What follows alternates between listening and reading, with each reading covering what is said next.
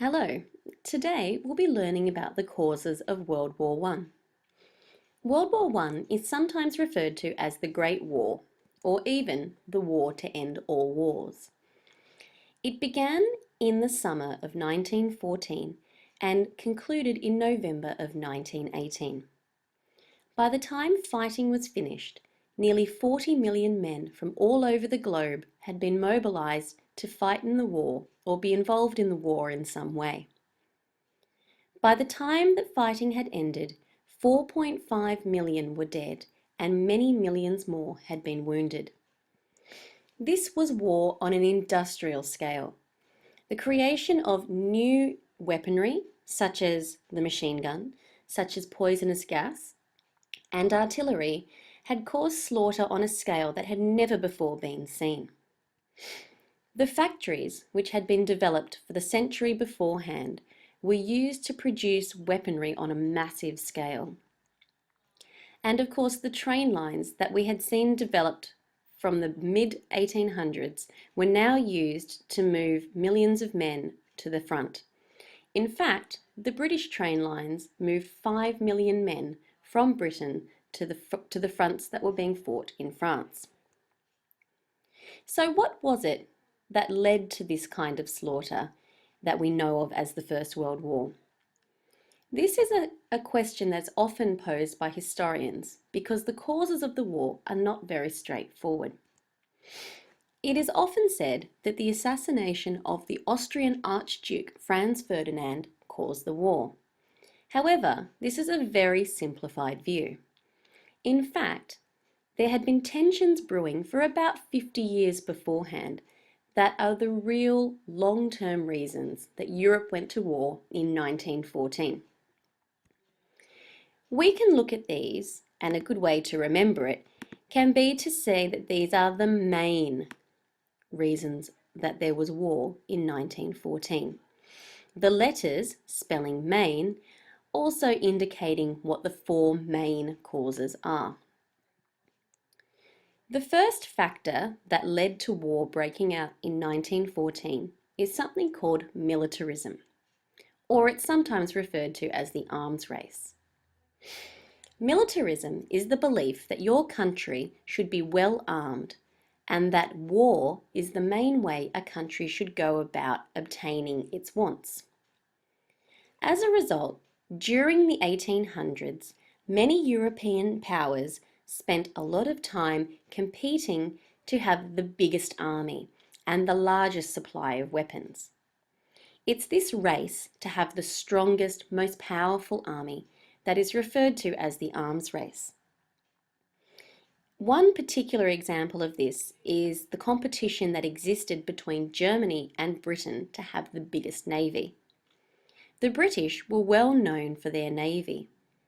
Once the Germans decided to try and have a navy that was as powerful, if not more, the British became quite competitive and a little bit worried about the rise in German naval power.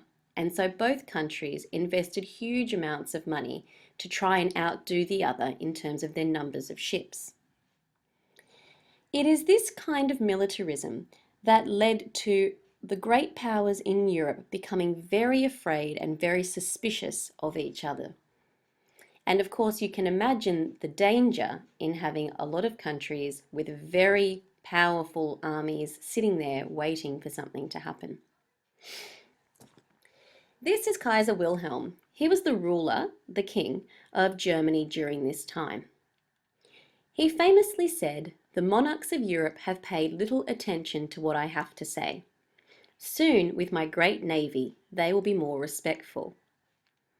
This quote gives a real insight into the way people thought at the time, and particular rulers such as Kaiser Wilhelm believed that it was the size of their armies, their military might, that would enable them to become the most powerful throughout Europe. The second main long-term cause of the war is something called alliances. Alliances are agreements made between countries. They're usually to do with a country's defense system. From the late 1800s, Europe became effectively divided into two sides. These were called the Triple Alliance and the Triple Entente. These alliances began when Germany was formed as a country in around about 1870. Germany became a little bit concerned that it would have an enemy on two sides if there was a war. This fear was quite well founded because Germany had previously had a war with France and it had won, which the French were not too happy about, and they weren't on great terms with the Russians either. So, Germany decided that it would form an alliance with Austria-Hungary. These countries here are the three that are known as the Triple Alliance. First, Germany sought an alliance with Austria-Hungary and then with Italy. The terms of these alliances were that the countries would support each other if they were under threat from an enemy. For example, if Russia threatened to invade Austria, then Germany would send its army to fight Russia and to defend Austria. Once Germany began making these alliances, the other European powers became a bit concerned that they would be overpowered if there was a conflict.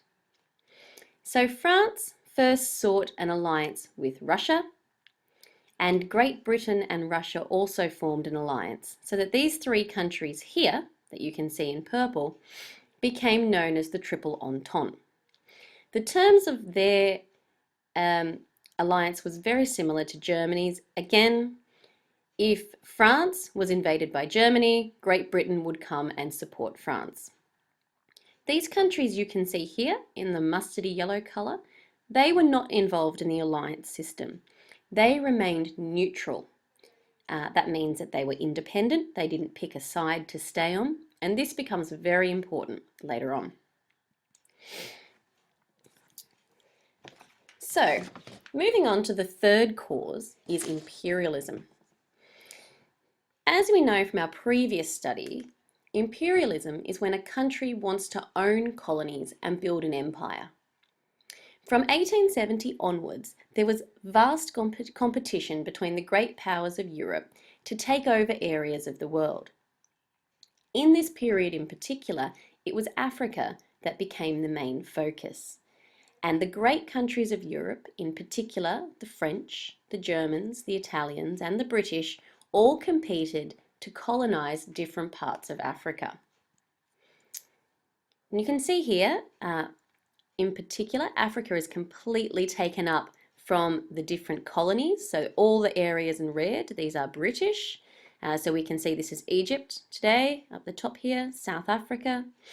But you can see the other European powers were in on it as well. The French having a significant part of Africa here. That's why countries like Morocco speak French today. So, why was imperialism a cause of the war? This fight for power in Africa, in particular, caused a lot of tension between the countries and a lot of arguing over these borders. In fact, in the 1800s, war nearly broke out between the British and the French, between the Germans and the French, between the British and Germany, all to do with these colonies. But war just managed to be avoided by those nations at this time. That said, Russia, over here, did end up going to war with Japan over colonies in Asia during this time. It was imperialism that really increased a lot of tension between the countries between the European countries at this time. But it also explains that why war broke out in this little tiny part of the world over here, that it became a world war. Because when Britain got involved in the war, all its colonies, all these red countries here, wanted to go and support the motherland. And it is why people from all over the globe ended up being involved in this European war, and that was imperialism. Moving on to the final main long-term cause is nationalism. Nationalism is quite a tricky concept to get. Essentially, it's the belief that your country is more important than all the other countries. However, it's also about believing that your country should be acknowledged as the most important and that your country should go and take what it wants because it's better than the others. This is closely connected to imperialism.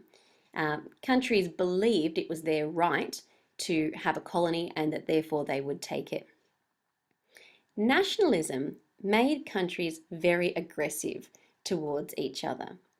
It also meant that if one country thought it had been offended or slighted by another country, that this was a very serious matter, and people tended to harbour a deep resentment of this. I mentioned previously that there was a war between France and Germany in the late 19th century. The French lost this war and took it as a huge shame upon them and upon the situation that they lost that war. And as part of losing the war, the French had lost territory, and they were very ashamed of that as well. So part of the tensions from this period is the huge resentment that the French harbored towards the Germans and the hatred they had that came out of that defeat fought in that war. Also feeding into this idea of nationalism. So it's partly about thinking that your country should be the richest and should be the best country and everyone should acknowledge that. But it's also about areas starting to feel that they should be independent. We really see this in the area known as the Balkan states. So today we're looking at countries such as Serbia and Croatia and the countries in that region. During this time, they were actually under the power of Austria and their empire. However, it is during this period that people start to take on more autonomy and they want to be seen as Serbians having a Serbian state rather than being grouped together as this group that's controlled by Austria. This is really important because it's this argument for independence in the Balkans that leads to Franz Ferdinand, the man we saw earlier, being shot in 1914. So here we have it: militarism, alliances, imperialism, and nationalism all simmering away in the background, causing tensions to build, anger to build in Europe. We say that these are the main causes of the war because they explain why one assassination, one incident in a tiny part of Europe led to a global war on a scale never before seen. We'll look more at what happened when the war actually broke out in the next lesson.